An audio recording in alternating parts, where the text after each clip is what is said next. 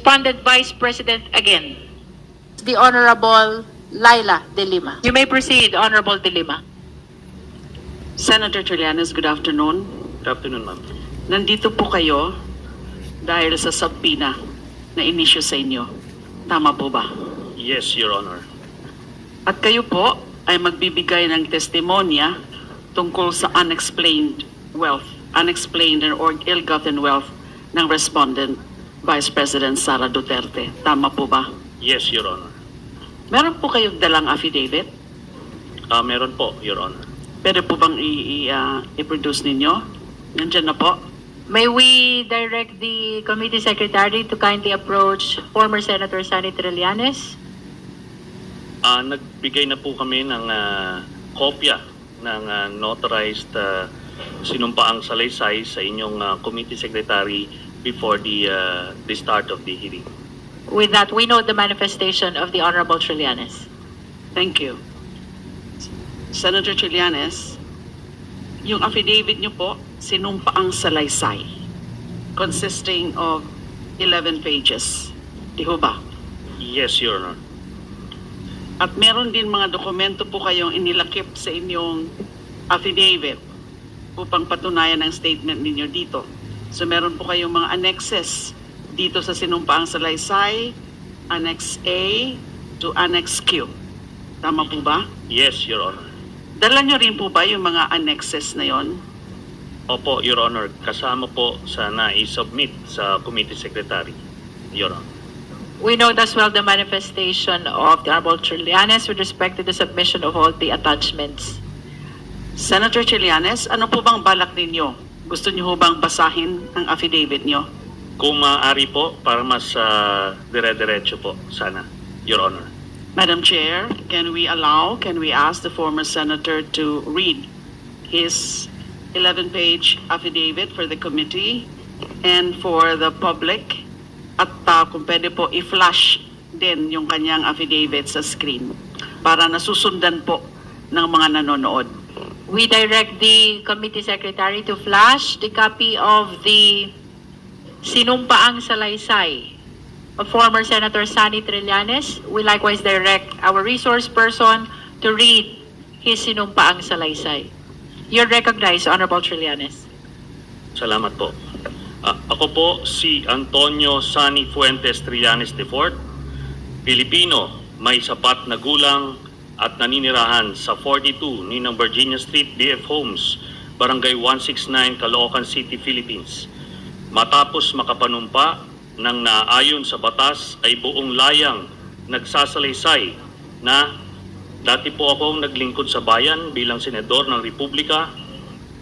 Matapos mahalal sa nasabing katungkulan noong Mayo 2007 habang ako po ay nakapiit. At muling nahalal para sa ikalawang termino noong 2013. Ang pangunahing plataforma ko ay ang paglaban sa korupsyon at pagtaguyod ng reforma sa ating gobyerno. Natapos ko ang aking ikalawang termino noong Hunyo 2019. Sa pagtupad ng aking tungkulin bilang senador, maraming mga whistleblowers o mga informante ang lumapit sa akin. Ang ilan sa kanila ay nagbigay na mahalaga at kritikal na impormasyon tungkol sa iba't ibang isyung may kaugnayan sa pambansang interes na nagamit ko sa aking trabaho bilang mambabatas sa pag-imbestiga at sa pagpatuloy ng aking advokasya para labanan ang korupsyon at maitaguyod ang reforma sa gobyerno. Noong buwan ng Abril 2016, sa panahon ng aking ikalawang termino bilang senador, ang aking opisina ay nakatanggap ng tawag mula sa isang tao na nagsabi na siya ay may hawak ng mahalagang impormasyon hinggil umano sa mga lihim na bank accounts na nagpapakita ng mga natatago at nakaw na yaman ng nooy kandidato sa pagkapangulo na si Mayor Rodrigo Digong Duterte at ng kanyang pamilya na di umano ay hindi din niya diniklara sa kanyang Statements of Assets, Liabilities, and Net Worth or SALN. Matapos ang paunang usapan sa telepono upang makumpirma ang kahalagan ng impormasyong kanyang tinutukoy, Sumang-ayon ako makipag-meeting sa nasabing tao. Ang aming meeting ay naganap noong ika-21 ng Abril 2016, bandang alas 8 ng gabi, sa opisina ng Samahang Magdalo sa Quezon City. Nagpakilala ang nasabing tao bilang si Ginoong Joseph de Mesa. Ayon sa kanya, dati siyang masugid na taga-suporta ni noong Mayor Rodrigo Duterte. Sinabi ni Ginoong de Mesa na nagpasya siyang bawiin ang kanyang suporta para kay Mayor Duterte nang makakita siya ng mga dokumentong nagpapakita na si Rodrigo Duterte kasama ang kanyang anak na si Sara Duterte ay nagmamay-ari ng mga bank accounts kung saan bilyong-bilyong piso ang naideposito o dumaloy sa loob ng ilang taon. Sinabi ni Ginoong de Mesa na nakuha niya ang mga dokumentong ito mula sa isang malapit na kamag-anak niya na nagtatrabaho sa isang ahensyang may kinalaman sa investigasyon ng mga nakaw na yaman ng mga opisyal ng gobyerno. Sa aming pagpupulong, binigyan ako ni Ginoong de Mesa ng mga kopya ng mga dokumento na nagpapakita ng mga bank accounts sa pangalan ni na Rodrigo Duterte at Sara Duterte sa Bank of the Philippine Islands, BPI Julia Vargas Branch, sa Pasig at sa EDSA Green Hills Branch, at sa Banco de Oro, Unibank, sa Lungsod Mandaluyong at sa iba pang mga bangko. Sa mga sumunod na araw, sinuri at pinag-aralan ko kasama ang aking mga abogado at staff ang mga impormasyong ibinigay ni Ginoong de Mesa at inihambing ito sa mga idiniklara sa kani-kanilang salin ni na Rodrigo Duterte at Sara Duterte para sa mga kaukulang panahon. Nang makumpirma ko na totoo ang hawak kong mga dokumento, nagpasya akong isapubliko ang nasabing impormasyon dahil naniniwala akong mahalagang malaman ng ating mga kababayan ang pagpapanggap na ginagawa ng pamilya Duterte na ang kanilang pamilya raw ay mahirap at namumuhay ng simple, gayong sa katotohanan si Rodrigo Duterte at ang kanyang pamilya ay may mga joint bank accounts na may bilyon-bilyon na dumaloy na pera. Humingi ako ng tulong sa mga accountants at finance specialists upang alamin at makwenta kung gaano karaming pera ang aktual na naideposito o dumaloy sa mga nasabing joint bank accounts ng mag-amang sina Rodrigo Duterte at Sara Duterte base sa mga dokumentong ibinigay sa akin. Sa aming pagsusuma, lumalabas na may kabuuang halaga na 2,272,103.75 pesos ang pumasok at dumaloy sa mga nasabing bank accounts mula noong 2003 hanggang 2016. Ang isang kopya ng summary ng mga deposito o mga inter-account transfers na idineposito at dumaloy sa mga nasabing accounts ni Rodrigo Duterte at Sara Duterte ay kalakip dito bilang Annex A. Bukod sa mga dokumentong may kaugnayan sa mga accounts ni Rodrigo Duterte, binigyan din ako ni Ginoong de Mesa ng mga dokumentong nagpapakita ng mga bank accounts at bank transactions na mga anak, manugang at common law wife ni Duterte na sina Sara Duterte, Paulo Pulong Duterte, Sebastian Baste Duterte, Maneses Manscarpio, Celito Hanilet Abansenya, kasama ang kanyang anak na si Veronica Kitty Duterte. Batay sa mga nabanggit na records, nalikom ko ang mahalagang impormasyon ng kabuuang mga transaksyon pumasok sa mga bank accounts ni Sara Duterte lamang, kabilang ang joint account kasama ang asawang si Manscarpio at mga joint accounts kasama ang miyembro ng kanyang pamilya ay nagkakahalaga ng 111,634,144.05 as of April 2016. Ang kopya ng summary ng mga pera o transaksyong pumasok at dumaloy sa mga bank accounts ni Sara Duterte ay kalakip dito at ginawang bahagi ng salaysay na ito bilang Annex B. Noong 2016, inamin mismo ni Rodrigo Duterte na una na totoo na mayroon siyang bank account sa BPI Julia Vargas branch sa Pasig, at pangalawa na nabigo siyang ideklara ang nilalaman ng nasabing bank account sa kanyang salin. Ang pag-aming ito ni Rodrigo Duterte ay naganap matapos ko siyang hamunin na lumagda ng waiver of secrecy of bank deposits. Sa panayam ni Rodrigo Duterte sa media, ipinagtapat niyang merong humigit kumulang 200 million pesos na deposits sa naturang bangko at inilihim niya sa kanyang salin. Sa particular, and I quote, a little less than 200 million. Hindi naman ganong kalaki kasi walang account na 200 million, a little less than 200 million, wala na, ginastos ko na, nag-happy-happy ako. A little less than a million. End of quote, sabi ni Duterte. Ang kopya ng video ng naturang panayam ni Rodrigo Duterte sa media na siyang inilathala ng Rappler sa kanilang official YouTube account noong ika-29 ng Abril 2016 ay na-download ko at nakasave sa USB at ginawang bahagi ng salaysay na ito bilang Annex C. Noong ika-5 ng Mayo 2016, nagsampa ako ng isang complaint affidavit laban kay Rodrigo Duterte sa Office of the Ombudsman batay sa mga nabanggit na ultimate and evidentiary facts.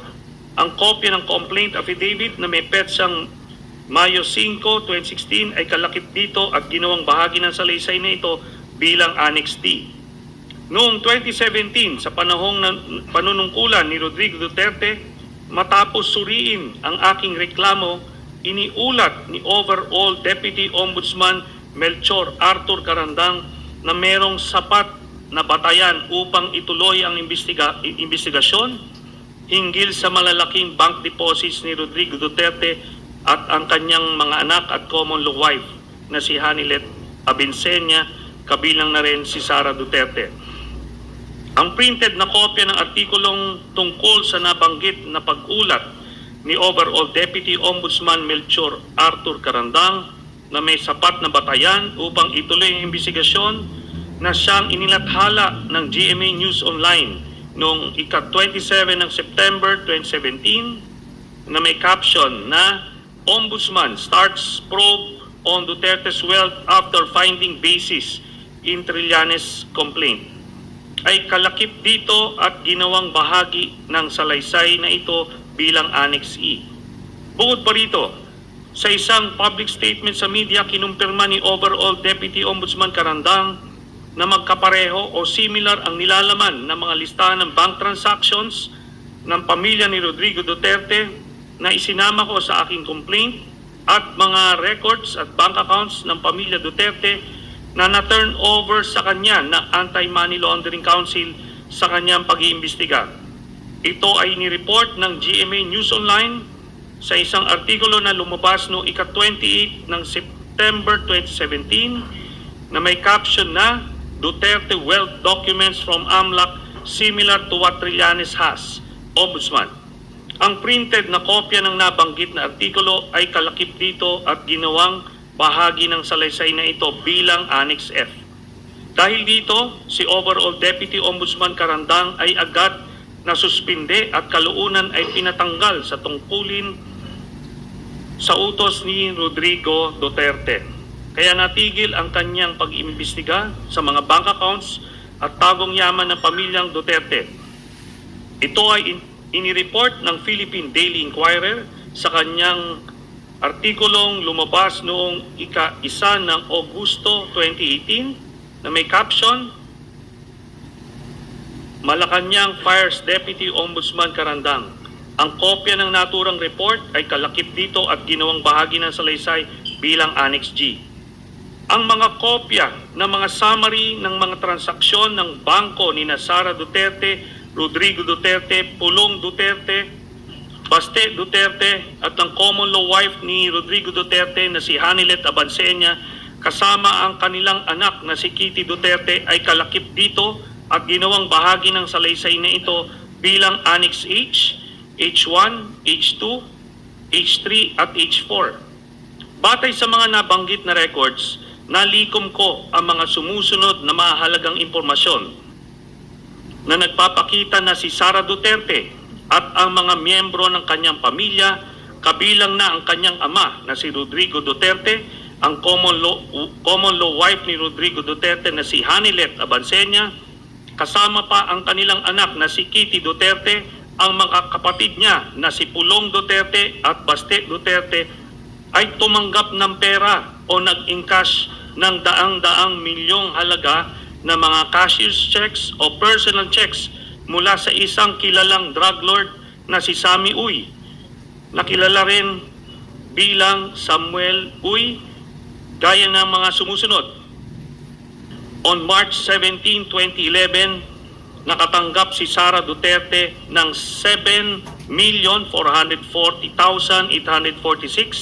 7,440,846.07 pesos mula sa drug lord na si Sammy Uy. Noong 25 October 2011, nakatanggap muli si Sara Duterte ng kaparehas na amount na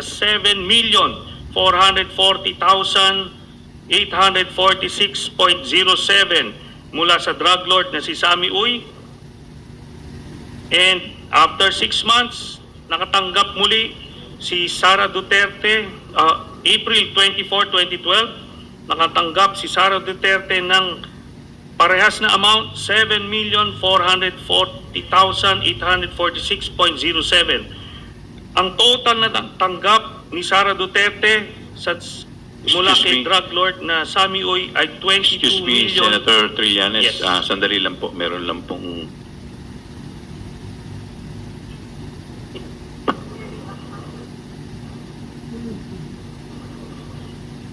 Ano yun ba?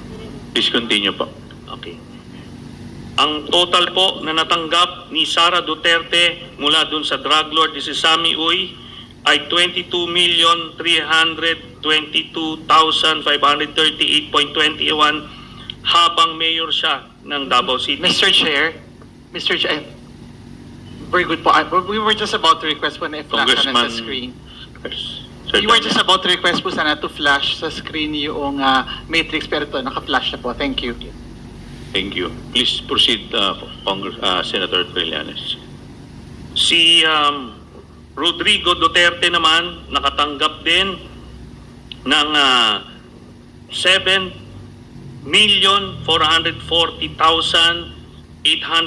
7,440,846.07 kaparehas nung kay Sara Duterte mula kay Sammy Uy noong 22 October 2012, nung 04 April 2013 muling nakatanggap ng pera si Rodrigo Roa Duterte ng 7,440,846.07 mula kay Sammy Uy.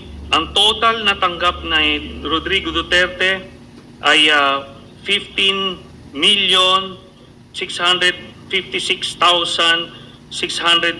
15,656,692.14. Ito po ay mga manager's checks mula kay Sammy Uy.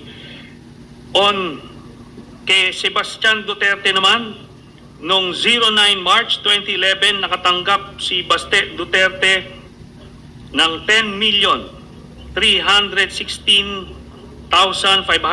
10,316,591.18 pesos mula kay Sammy Uy.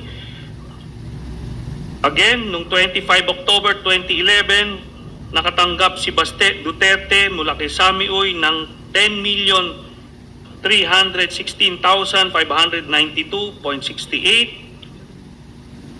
Noong 23 April 2012, nakatanggap si Baste Duterte mula kay Sammy Uy ng parehas na amount, 10,316,592.68 pesos. On 22 October 2012, nakatanggap muli si Baste Duterte mula kay Sammy Uy ng 10,316,591.18 pesos.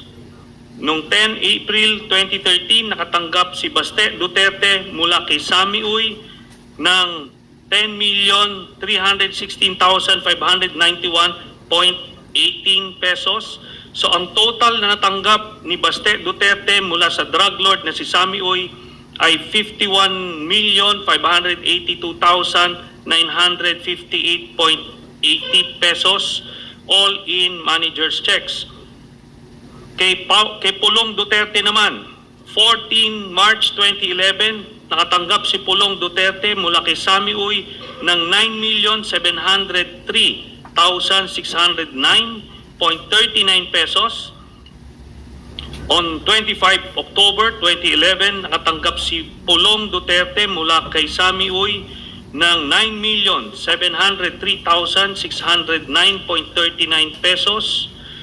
On 24 April 2012, nakatanggap si Pulong Duterte mula kay Sami Uy ng 9,703,609.39 pesos. On 22 October 2012, nakatanggap si Pulong Duterte mula kay Sami Uy ng 9,703,609.39 pesos, all in manager's checks. Ang total na natanggap ni Pulong Duterte mula sa drug lord na si Sami Uy ay 38,814,437.65 pesos. On March 29, 2011, nakatanggap naman si Hanilet Abansenya mula kay Sami Uy ng 10,655,371.81 pesos. On 25 October 2011, nakatanggap si Hanilet Abansenya joint with Kitty Duterte ng 10,655,371.81 pesos mula kay Sami Uy. On 23 April 2012, nakatanggap muli si Hanilet Abansenya joint with Kitty Duterte mula kay Sami Uy ng 10,655,373.31 pesos. On October 22, 2012, nakatanggap si Hanilet Abansenya joint with Kitty Duterte mula kay Sami Uy ng 10,655,373.81 pesos. On 10 April 2013, nakatanggap si Hanilet Abansenya joint with Kitty Duterte mula kay Sami Uy ng 10,655,373.81 pesos in manager's checks. Ang total na natanggap ni Hanilet Abansenya joint with Kitty Duterte mula sa drug lord na si Sami Uy ay 53,276,860.55 pesos. Ang grand total na nakuha ng Duterte family mula sa isang drug lord na si Sami Uy ay 181,653,487.36. Ang kopya ng summary ng mga transaksyon sa bangko na nagpapakita ng mga payout ng kilalang drug lord na si Sami Uy, kina Sara Duterte at sa mga malalapit na miyembro ng kanyang pamilya ay kalakip dito, ginawang bahagi ng salaysay na ito bilang Annex I. Si Sami Uy ay isang kilalang political contributor ni Rodrigo Duterte at kilalang kasama o kasosyo ni Michael Yang, ang dating economic advisor ni Rodrigo Duterte na siya namang iniuugnay sa mga kontrobersyang Farmally at Pogo, gayon din sa bilyong-bilyong halaga ng mga iligal na droga na nakumpiska sa isang bodega sa Pogo Compound sa Porac, Pampanga. Ang kopya ng artikulo na sinaliksik at sinulat ni na Carol Ilagan at Malu Mangahas ng Philippine Center for Investigative Journalism na may pamagat na 334 million from only 13 donors funded Duterte presidency ay nailathala noong ika-5 ng Disyembre 2016, kung saan naisiwalat na si Sami Uy ay kasama sa eksklusibong grupo ng political contributors ni Rodrigo Duterte ay kalakip dito at ginawang bahagi ng salaysay na ito bilang Annex J. Bukod dito, ang mga larawan ni Sami Uy kasama si Rodrigo Duterte at o Sara Duterte ay kalakip dito at ginawang bahagi ng salaysay na ito bilang Annexes K series. Sina Michael Yang at Sammy Uy ay parehang hayagang pinangalanan ni SPO4 Arturo Las Cañas na sangkot sa operasyon ng mga laboratorio ng Shabu sa lungsod ng Davao. Ang isang kopya ng video ng panayan ni SPO4 Arturo Las Cañas sa journalist na si Christian Esguerra sa programa sa YouTube ng huli na Facts First, kung saan isinalaysay ni Las Cañas ang pagkakasangkot ni Sammy Uy sa Davao Death Squad at sa operasyon ng mga laboratorio ng Shabu sa Davao City, na siyang na-download at nakasave sa USB ay kalakip dito at ginawang bahagi ng salaysay na ito bilang Annex L. Dagdag pa rito ang kopya ng video ng press conference ni SPO4 Las Cañas gamit ang Zoom na may petsang ika-31 ng Enero 2024 kasama si Aris Ilagan ng Pilipinas Today, kung saan inilarawan ni Ginoong Las Cañas ang laboratorio ng Shabu na matatagpuan sa Dumoy, Davao City, na may pagmamayari at pinamamahalaan ni Sammy Uy, Michael Yang at Rodrigo Duterte, at na-download at nakasave sa USB ay kalakip dito at ginawang bahagi ng salaysay na ito bilang Annex M. Gayon din ang kopya ng video ng press conference ni SPO4 Las Cañas gamit ang Zoom na may petsa ika-31 ng Enero 2024 kasama si Aris Ilagan ng Pilipinas Today, kung saan ibinunyag ni Ginoong Las Cañas ang isa pang laboratorio ng Shabu na matatagpuan sa Green Heights Subdivision na magmamayari at pinamamahalaan din ni Sammy Uy at Michael Yang. Ganon din ang pagpaslang ng mga kawawang construction workers doon na na-download at nakasave na sa USB at kalakip dito, ginawang bahagi nito bilang Annex N. Si Ginoong Las Cañas ay kusang loob na umaming isa siya sa mga pinuno ng Davao Death Squad at tinanggap bilang testigo ng International Criminal Court sa kasong may kinalaman sa extrajudicial killings laban kay Rodrigo Duterte. Kailanman ay hindi itinanggi ni Duterte ang mga paratang ni Ginoong Las Cañas na makailang beses na lumabas sa publiko. Sa kanyang 186 pahinang affidavit, ididetalye ni Ginoong Las Cañas ang papel ni Sammy Uy sa Davao Death Squad at sa operasyon ng mga laboratorio ng Cebu sa lungsod ng Davao gaya ng mga sumusunod. Pahina 77. The several circumstantial events that raised my doubts and suspicions on Mayor Rodrigo Duterte's sincerity and honesty on his illegal drugs campaign, because Michael Yang, sponsor and patron in Davao City, was Mr. Sammy Uy, also a bosom friend of Davao City Mayor Rodrigo Roa Duterte. Pahina 112, it was Sammy Uy who ordered Ben Laud to start the slaughter of the alleged suspects one by one, allegedly to extract confession. However, until the last one, no one among them confessed. According to Ben Laud, it was Mayor Duterte who ordered him and cleared the killing of the alleged suspected robbers through Bongo. Sa pahina 117, Sonny Benaventura in a teasing manner described to me that Sammy Uy is a gambling and Shabu mafia in Davao City. Sa pahina 182, I say and declare and truthfully that the person of Mayor Rodrigo Duterte and his son Paulo Pulong Duterte are directly involved in the illegal drug trade in Davao City. Mayor Rodrigo Roa Duterte in partnership with Michael Yang and Sammy Uy, and Pulong Duterte in partnership with Charlie Tan. Mayor Rodrigo Roa Duterte also had police enablers in Bato de la Rosa and Wilkins Villanueva in the illegal drug trade. Sammy Uy has an import-export business in Davao City. He also owns a cockpit arena in Matina, Davao City. Sammy Uy is Mr. Michael Yang's patron friend in Davao City. I know it also through Michael Yang's custom broker, Mr. Randy Usman, my friend and associate in smuggling activities in the port of Davao in year 2012. Also in the massacre of subdivision construction workers I discussed above, Sammy Uy was a participant in the said murders in the Laud Quarry. The DDS group on orders of Mayor Rodrigo Duterte, quote-unquote, erased the workers because they informed the police about the existence of a Shabu Lab in Green Heights Subdivision, which was owned by Michael Yang. Mayor Rodrigo Roa Duterte, Sammy Uy, and Michael Yang are friends and close to each other. I saw them personally together in hotels in Davao City and in several occasions.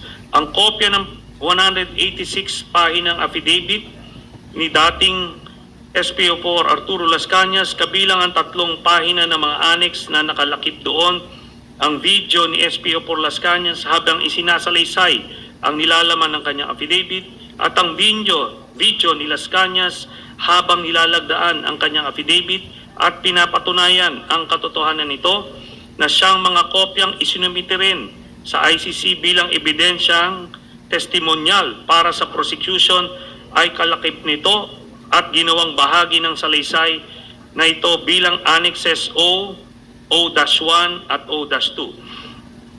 Ang mga transaksyong pinansyal ni Sara Duterte at mga malapit na miyembro ng kanyang pamilya na naugnay kay Sammy Uy at mga tinukoy na mga personalidad na sangkot sa droga ay lubhang nakakabahala.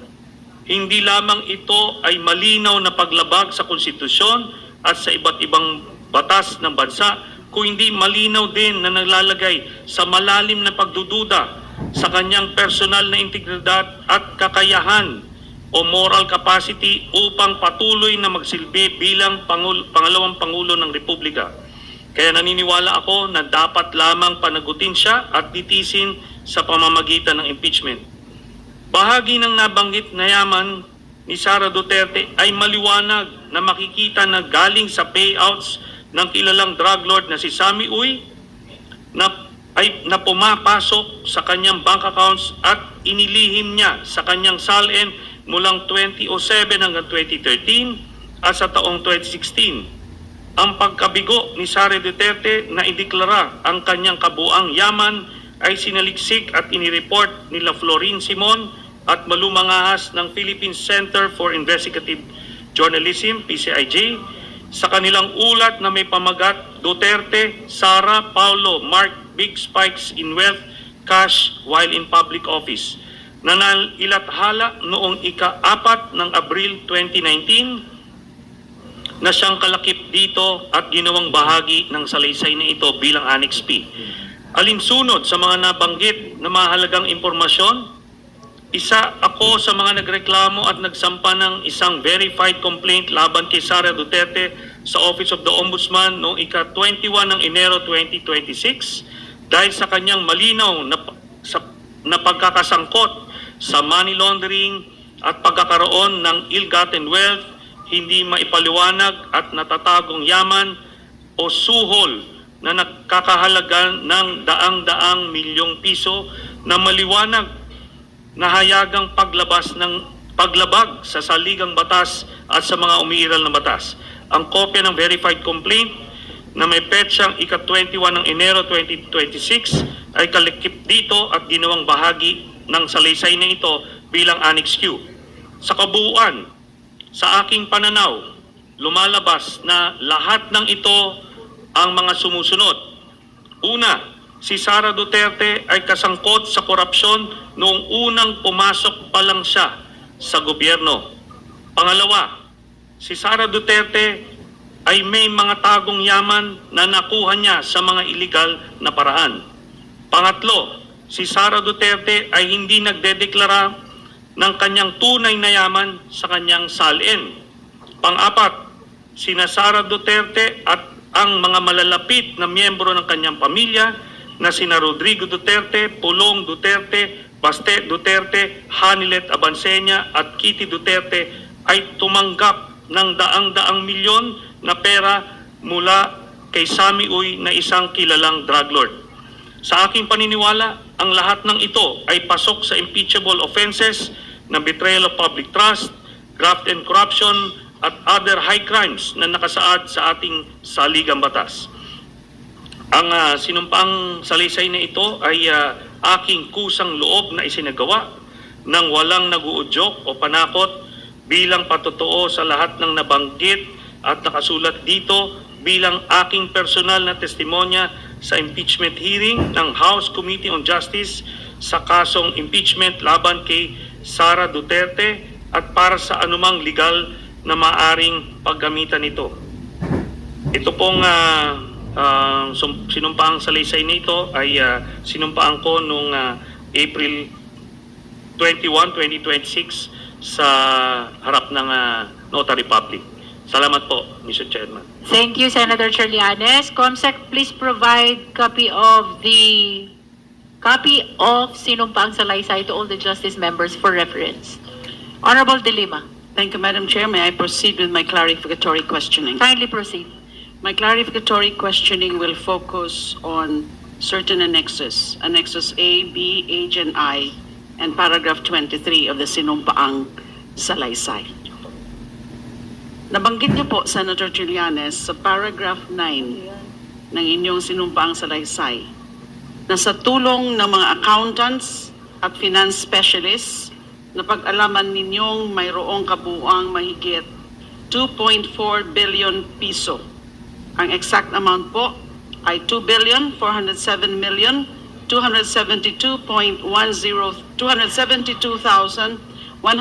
272,103.75 na pumasok at dumaloy sa mga joint bank accounts ng mag-amang Rodrigo at Sara Duterte. Tama po ba?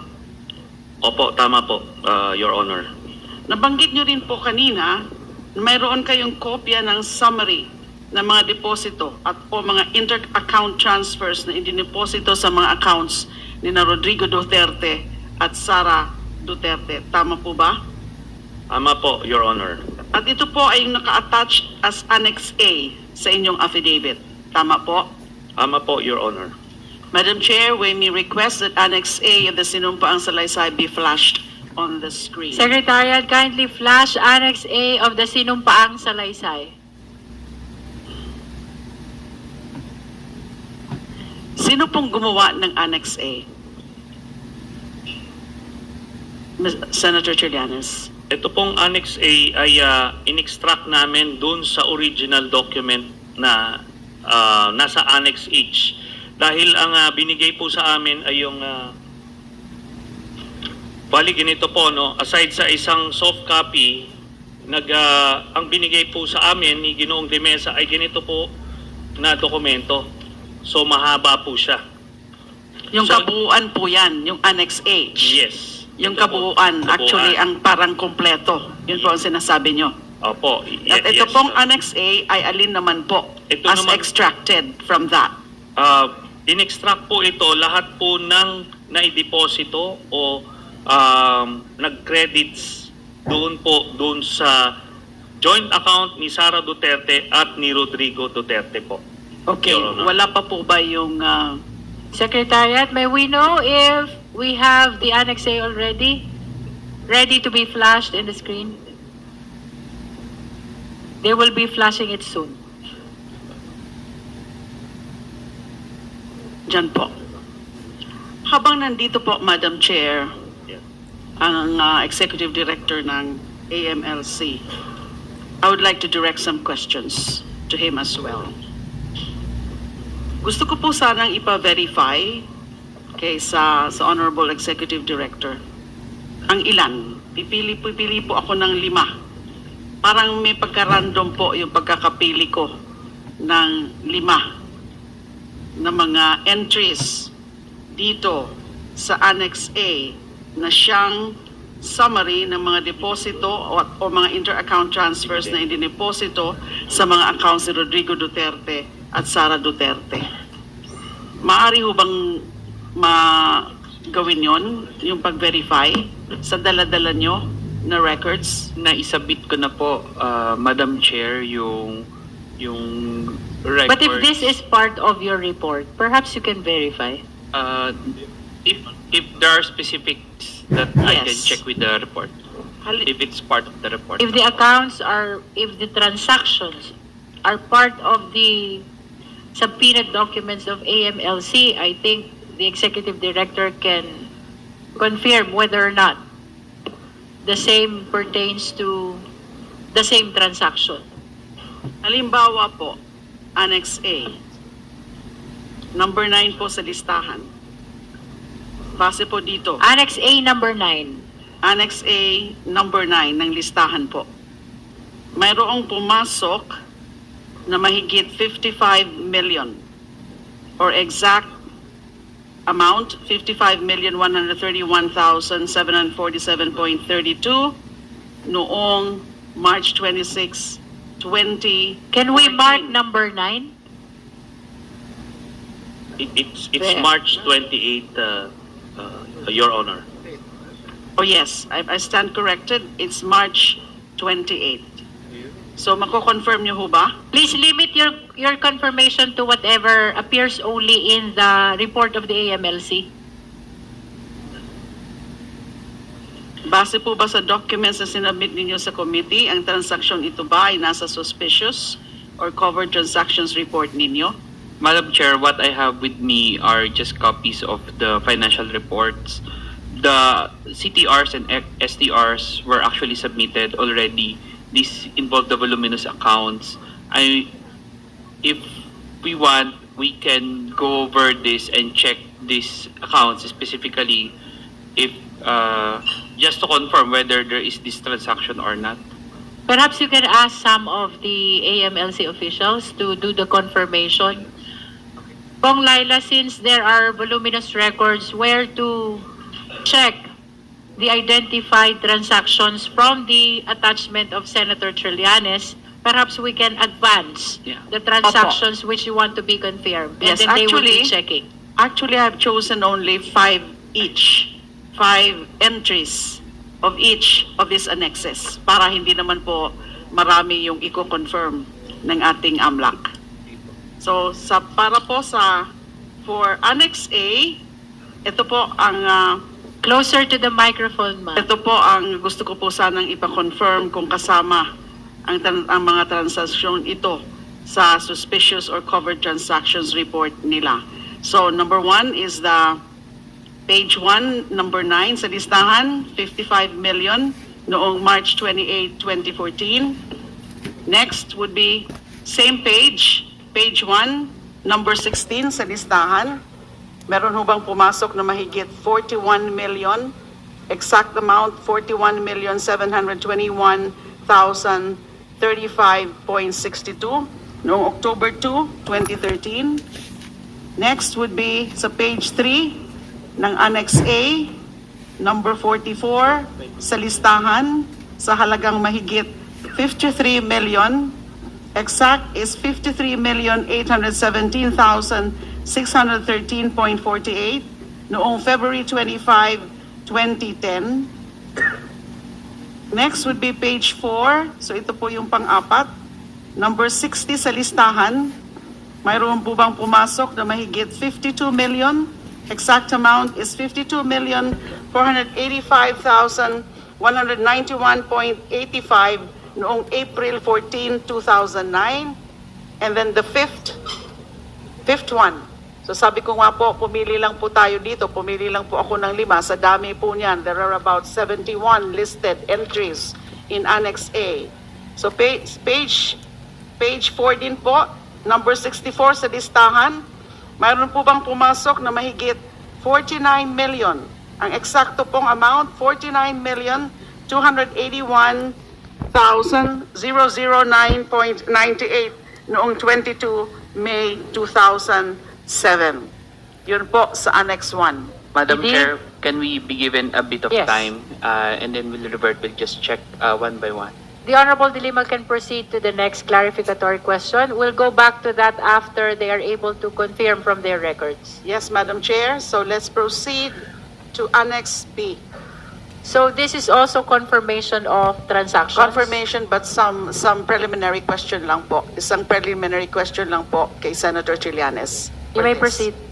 So sa Annex B nyo po, balikan po natin na nabanggit nyo rin po sa paragraph 12 ng inyong sinumpaang salaysay na may mahigit 111 million piso o eksakto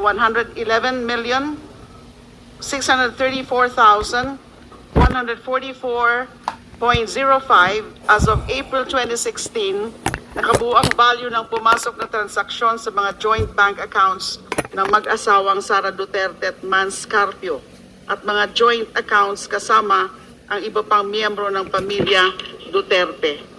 Tama po ba? Yes, Your Honor. Nabanggit rin niyo po na mayroon kayong summary na mga pera o transaksyong pumasok at dumaloy sa joint account ng mag-asawa at joint accounts kasamang iba pang miyembro ng Duterte family. Tama po ba? Yes, Your Honor. At ito ay naka-attach bilang Annex B ng inyong affidavit. Yes, Your Honor. So, maari po ba nating ipakita rin ang Annex B sa screen? Secretariat, please flash Annex B of the sinumpaang salaysay of Senator Trillanes. At yun ba ho bang Annex B? Ganon din po kanina. Nasabi niyo po ay in-extract yun sa Annex H, yung pinakakumpleto na mga transaksyon. Yes, Your Honor. At sino rin po ang gumawa nito? Yun din pong aming mga financial specialist and lawyers at staff po, Your Honor. With respect po sa Annex A, just like sa Annex B, just like sa Annex A po, ito rin po ang ipapa-confirma ko sa Amla, please AMLC. take note of the transactions which will be mentioned by the Honorable De Lima for your verification and confirmation. Lima rin po ito. Sa page 1, row 5, mayroong 2.5 million pesos na pumasok sa noong June 11, 2015. Next would be page 2, row number 19, mayroong pumasok na 2,987,542.24 noong December 6, 2013 under the name Sebastian Duterte, Sara Duterte, Paulo Duterte, Elizabeth Duterte. Pang-apat po, at pangatlo po, sa page 2, rin po, row number 20, meron ho bang pumasok na 926,594.60 noong January 31, 2012. Pang-apat po, page 3, row number 31. Meron ho bang pumasok? 2,1,563.86 noong May 19, 2010.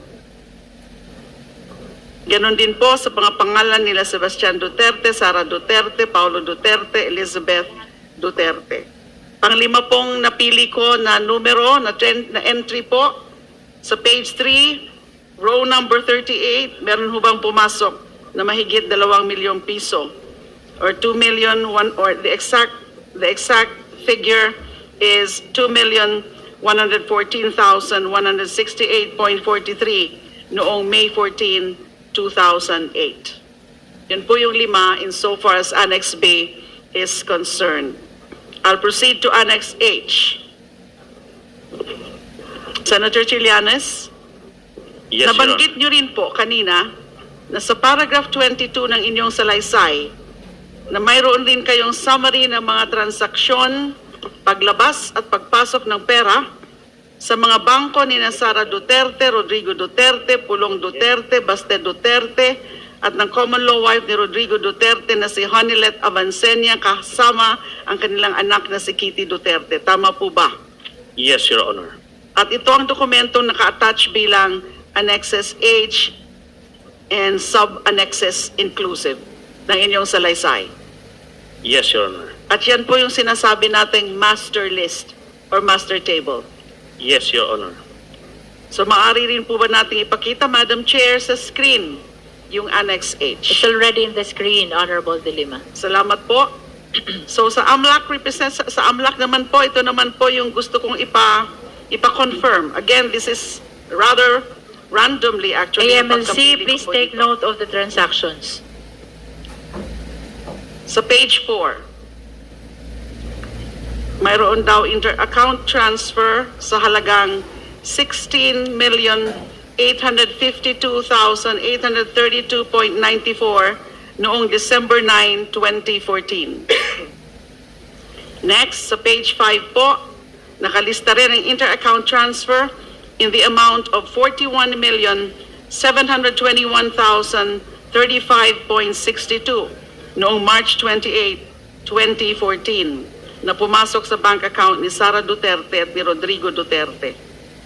Next would be, nakalista po itong debit memo sa page 9 ng dokumento in the amount of 1 million pesos under the name Sara Duterte.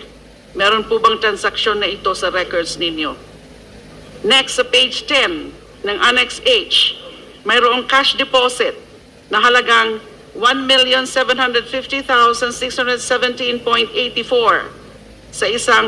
sa pangalan ni Sara Duterte noong March 3, 2011. Next, the fourth one, sa page 11, naman po ng Annex H, mayroong debit memo sa halagang mahigit 2 milyon, 2,1,563.86 sa pangalang Sebastian Duterte, sa account nila Sebastian Duterte, Sara Duterte, Paulo Duterte, Elizabeth Duterte. Meron ho ba transaction ito sa inyong mga flag transactions na isinumite sa committee? And last, for Annex H, page 12 naman po. Another example, mayroong credit memo sa halagang 10,374,307.49 sa pangalang Sara Duterte at Rodrigo Roa Duterte. Kasama rin ho ba ito sa mga flood transactions? I wish to point out, Madam Chair, na sa pagpili ko po dito ng mga parang mga random entries, ay hindi ko na po siyempre sinama yung mga napili ko rin doon sa Annex A and Annex B dahil ito nga pong Annex H is already the master table. Senator Trillanes, sa paragraph 23 po ng inyong sinumpaang salaysay, nabanggit nyo rin na base sa impormasyong inyong nakalap, tumanggap ng pera o nag-encash ng cheque si Sara Duterte at iba pang miyembro ng kanyang pamilya mula sa isang kilalang drug lord na si Sammy Uy o Samuel Uy. Tama po ba? Yes, Your Honor. At ito ay naka-attach bilang Annex I ng inyong affidavit. Tama po ba? Yes, Your Honor. May we flash again, may we flash also, Madam Chair, Annex I on the screen. Secretariat, kindly flash Annex I.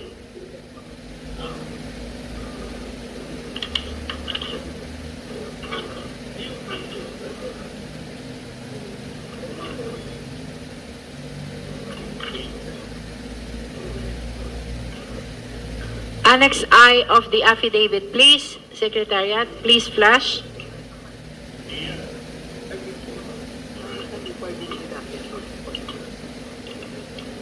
Secretariat is requesting for a few minutes. There. Opo. Alala ko rin po, nabanggit nyo, na itong mga transaksyon na ito, mga entries na ito, para na ang recipient ay si Sara Zimmerman Duterte, Rodrigo Roa Duterte, Sebastian Duterte, Paulo Duterte, at Shelito Abansenia, na supposedly galing kay Samuel Uy, kilalang drug lord na si Samuel Sasami o Samuel Uy. Mga nasa manager's checks po ito. Tama po ba? Yes, Your Honor. At kapansin-pansin din po, na karamihan ng entries dito, kasama na yung yung kung saan ang recipient ay si Sara Zimmerman Duterte, uniform amount. Di ho ba? Yes, Your Honor. Kay Sara Duterte, yung dated March 17, 2011, October 25, 2011, and April 24, 2011, lahat po yun, yung tatlo na yun, ay in the amounts of 7,440,846.07 uniform amounts. Yes, Your Honor. And same with the one of Digong Duterte as well. Yeah, two of the three Yeah, two of the kay Digong Duterte, Rodrigo Duterte. Ganon din yung para kina Sebastian Duterte, mga uniform amounts in manager's checks. Yes, Your Honor.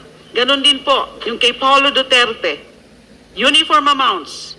Yung kay Sebastian Duterte po, uniform amounts of 10,316,592.68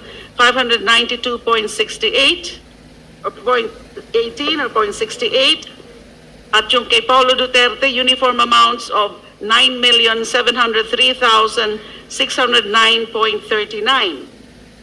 At yung naman kay Shelito Abancenia, uniform amounts din po, limang entries po ito, 10,655,371.81. Tama po ba? Doon po sa kay Hanilet Abansenya, same po yung last three, pero yung first two, less than 1 peso and 50 centavos. Okay. Parang ganun po. Halos pareho. Yes, Your Honor. Opo. At i-point out ko lang, Your Honor, na makikita nyo yung pattern ng deposito. Kaya tinawag ko ito na dividendo dahil meron pong pattern yung pag-deposit nila or pag-encash ng manager's check ng April or March tapos October. So, ganun palagi po yung pattern niya. Every 6 or 7 months Ang pagpasok. nagbibigay po ng dividendo through manager's check na ang account owner po dito ay si Sammy Uy. Siya po ang account. Ang account Siya po ang owner. account owner.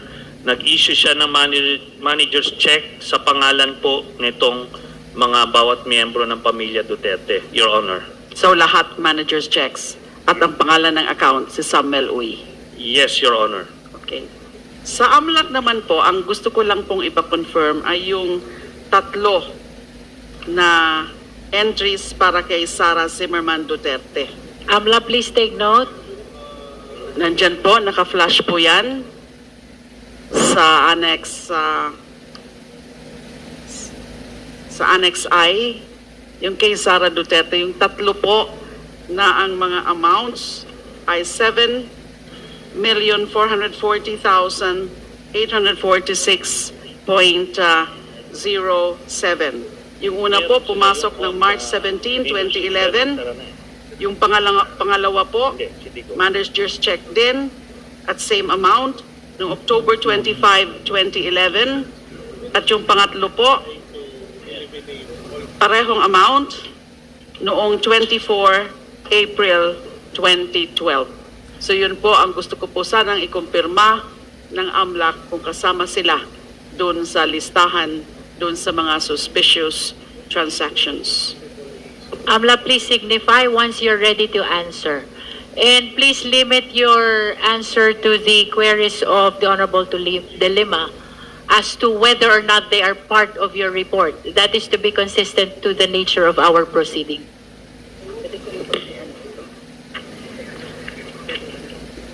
Honorable De Lima. Madam Chair, With the indulgence of Honorable De Lima. Yes, Madam Chair. may I just ask a clarificatory question to the AMLC?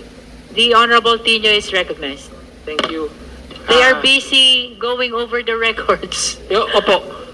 Kaugnay nga niyan kasi pinapakonfirm po ni Rep. Lima kung yung mga transaction na yan na nasa affidavit ni former Senator Trillanes ay mahahanap dun sa report ng AMLC. Again, pakiklaro lang po, dun sa report nyo on inflows and outflows to, for example, the account of Sara Duterte, yun po, does that include accounts of Sara Duterte jointly with others? Ibig sabihin, pati yung mga hindi lang solong account niya. That is correct, Madam Chair. Okay, so posibleng are you at liberty to disclose as well kung anong mga joint accounts ito o hindi? Kasama po ba sa report nyo? Madam For Chair, example, binabagit kasi dito, joint account with Rodrigo Duterte. Kasama po ba yun? Madam Chair, in our report, our focus was on the transaction. Okay. So there are some accounts that were mentioned, but they are not identified on the basis of the personalities. So as we mentioned earlier, we're not really looking at the personalities, we're looking at the flow of money. So when we analyze, it's more on the money trail. So in other words, kasama yung mga joint accounts with others. There may There be may be. indicated, but we cannot say that all of Okay. them. Thank you, Madam Chair. Madam Thank you to Chair, the Honorable De Lima. welcome. Madam Honorable Chair, De Lima, you may continue. while waiting for the confirmation from the AMLAC on those entries that I indicated, I wish to ask questions on another matter. This To is also AMLAC. for Senator Trillanes. For AMLAC po. For AMLA. AMLC, Executive Director, Yes, ma'am. dun po sa mga submissions nyo sa committee, meron ho ba kayong sinubmit na document na confidential information sharing? Sorry. The confidential information sharing?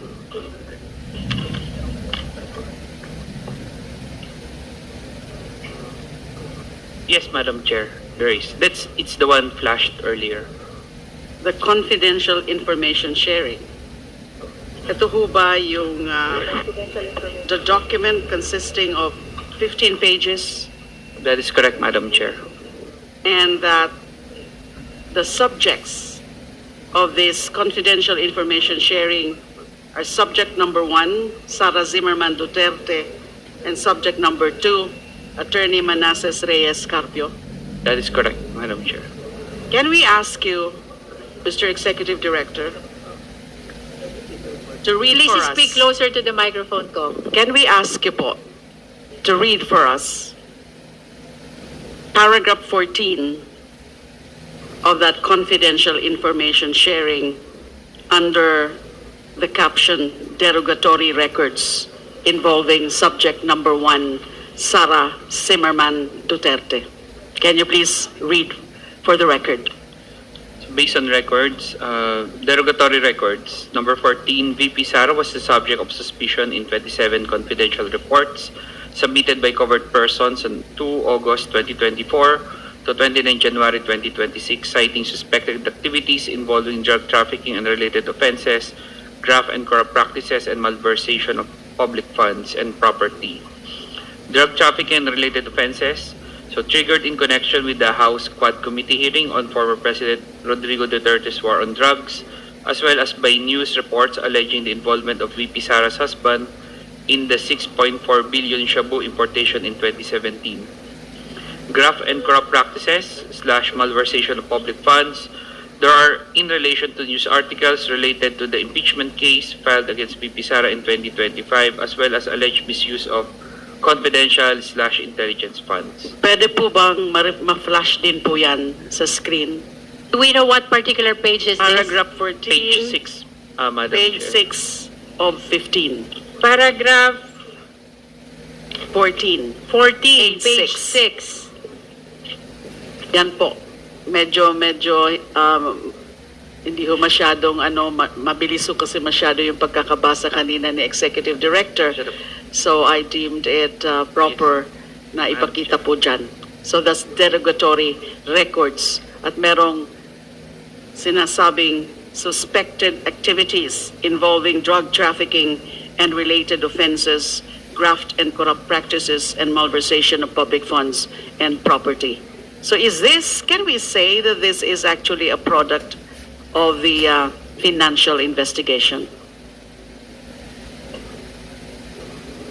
Pag nakalagay po, pag meron po kayong ganitong confidential information sharing,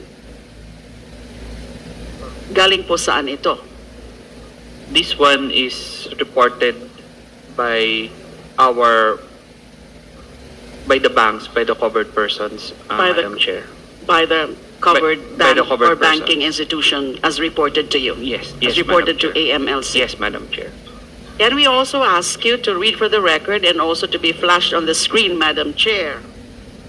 Paragraph 36, page 15, or the last page of this document. Paragraph 36, page 15. Can we ask the Honorable Executive Director to also read for the record as it is flashed on the screen. Derogatory records 36. Attorney Carpio was the subject of suspicion in 17 confidential reports submitted by covered persons on 14 September 2017 to 25 April 2025, citing suspected activities involving drug trafficking and related offenses and malversation of public funds and property. For drug trafficking and related offenses triggered in connection with the news report on alleged involvement in the 6.4 billion shabu importation in 2017. Malversation of public funds triggered by news articles in relation to his wife, BP Sara, alleged misuse of confidential/intelligence funds. So, pinapakita po nito na meron pala kayo talagang nakuha o nailagay, na-report na derogatory records involving the two subjects of your confidential information sharing. Based on records, yes, Madam Chair. Thank you, Madam Chair. Thank you. Is AMLA ready to answer the questions regarding transaction subject of confirmation? Whether or not the same appear in the AMLC report submitted to this committee. Are you ready? If you need more time, then we may proceed to other resource persons. So, Are you ready? we are ready partially, Madam Chair, so we can at least... Okay. Please mention first the amount The and annex. then whether it's part or not of your report. Okay, for Annex H, Madam Chair, so to clarify, I am not confirming the report provided by, mentioned earlier because I am not privy whatever the source of that report. What I'm telling is there is a movement of funds on this particular date as reported to us, which is based on the covered transaction or suspicious transaction. Can we flash again Annex? Is that Annex H? Annex H, Madam. Annex H.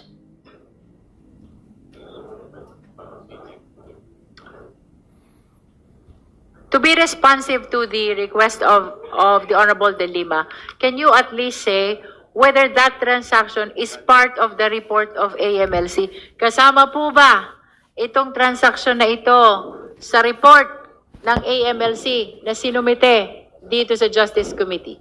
Madam Chair, given that we are only given limited information, I cannot confirm, for example, what's the nature of the transfer, where is the addressee and all. So what we can We are only- not inquiring as to the nature of the transfer, just No. whether or not that amount appears as well in the report of the AMLC. I can confirm, Madam Chair, if there is a movement of funds on that same date with the same amount involving the same amount. That will Would be fine? enough. Okay. That will be enough. So for Madam Chair, to be clarified, no, when you say, pag sinabi po ninyong movement, ibig sabihin, may deposito? there's Tama a po ba? transaction. There's a transaction. From one transaction to another. Yes, Madam So, ibig Chair. sabihin, may deposito na ganitong amount sa isang bangko, pumasok sa isang bangko. Tama po ba? We'll have to verify if it is a fund transfer or fund out or deposit. Nonetheless, please limit your answer to what appears already Okay. in the report. Okay. So, for the guidance of the members, I think that will be enough response to the query of the Honorable De Lima that on such date, there is